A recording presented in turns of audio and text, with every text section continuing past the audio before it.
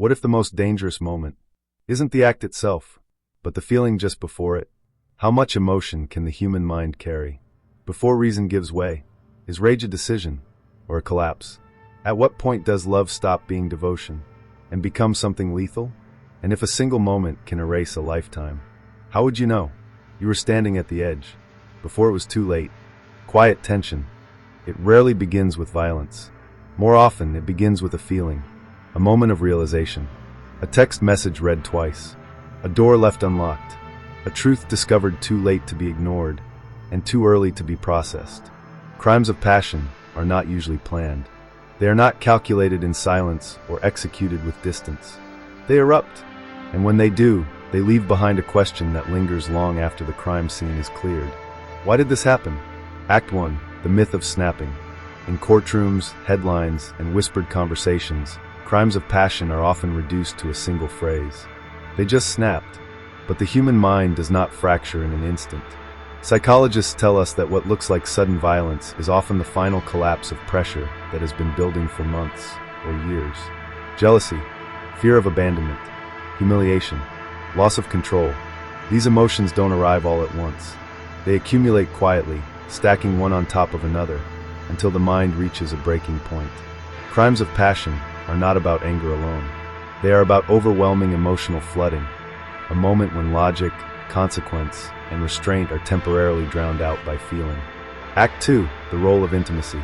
Unlike most crimes, crimes of passion occur between people who know each other intimately. Spouses, lovers, former partners, people bound by trust, history, and vulnerability. That intimacy is not incidental, it is central. When a stranger hurts us, the wound is external. When someone we love betrays us, the wound is internal. Neuroscience shows that emotional pain activates the same regions of the brain as physical pain. In moments of betrayal or perceived loss, the brain responds as if it is under direct threat. For some individuals, that threat feels existential. Not just "I've been hurt," but "I am being erased." In those moments, violence can feel, incorrectly, like a way to stop the pain. Act 3. Control and identity. Many crimes of passion are rooted in control. Not control in the obvious sense, but psychological control over identity, stability, and self-worth. When someone's sense of self is deeply tied to a relationship, its collapse can feel like the collapse of identity itself. Who am I without this person? What does this betrayal say about me? How will others see me now? For individuals with fragile self-concepts, the loss of a relationship is not just painful, it is destabilizing. Research consistently shows that crimes of passion are more likely when the offender feels humiliated, the loss is public or undeniable, the offender perceives no way to restore dignity. Violence becomes, in their distorted perception, a way to regain control. Act 4. The moment of emotional hijacking. Psychologists call it amygdala hijacking. The amygdala, the brain's threat detector, overrides the prefrontal cortex, the part responsible for reasoning, impulse control, and long-term thinking. In this state, consequences feel distant. Morality feels abstract. The present moment dominates everything. Time compresses. Tunnel vision sets in. This is why so many crimes of passion are described later with disbelief, even by the person who committed them. I don't recognize who I was. It didn't feel real. I wasn't thinking. They were feeling, and the feeling took over. Act V. Alcohol, stress, and catalysts. Crimes of passion rarely occur in emotional isolation. They are often accompanied by amplifiers.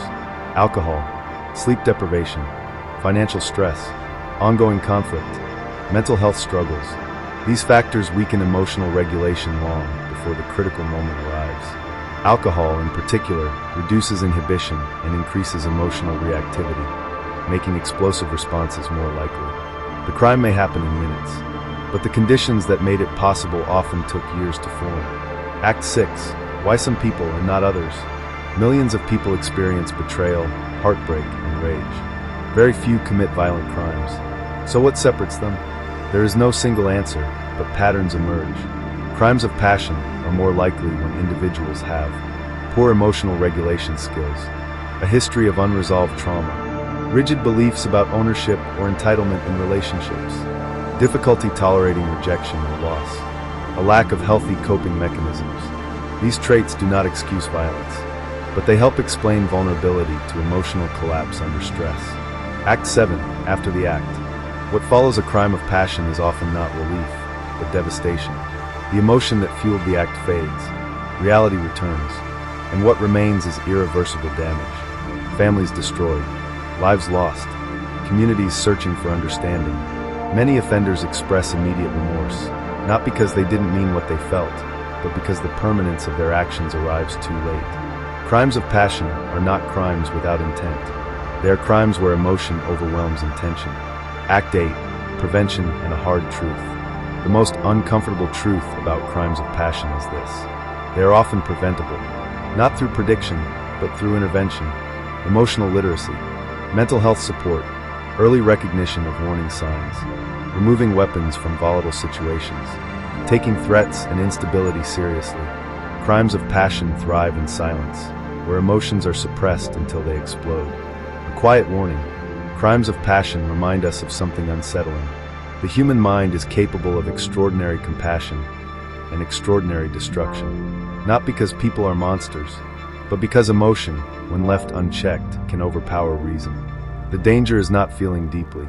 The danger is believing that feeling justifies harm, because when emotion becomes permission, the consequences are never temporary, and once the moment passes, what remains is silence, and a question that can never fully be answered. Why didn't it stop sooner?